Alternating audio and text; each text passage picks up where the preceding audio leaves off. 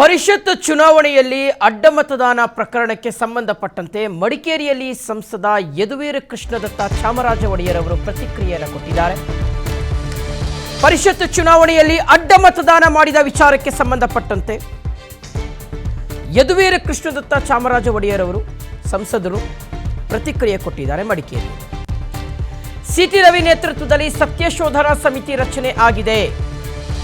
ಅಡ್ಡ ಮತದಾನ ಆಗಿರೋದು ಇದೇ ಮೊದಲ ಬಾರಿ ಅಲ್ಲ. ಈ ಹಿಂದೆ ಸಾಕಷ್ಟು ಬಾರಿ ಎಲ್ಲ ಪಕ್ಷಗಳಲ್ಲೂ ಅಡ್ಡ ಮತದಾನ ಆಗಿದೆ. ತಪ್ಪು ಮಾಡಿದವರ ಮೇಲೆ ಕ್ರಮ ಆಗೇ ಆಗುತ್ತೆ ಅಂತ ಬಿಜೆಪಿ ಮುಖಂಡರು ಮೈಸೂರು ಸಂಸದರಾಗಿರುವಂತಹ ಯದುವೀರ್ ಕೃಷ್ಣದತ್ತ ಚಾಮರಾಜ ಒಡೆಯರ್ ಅವರು ಪ್ರತಿಕ್ರಿಯೆ ಕೊಟ್ಟಿದ್ದಾರೆ.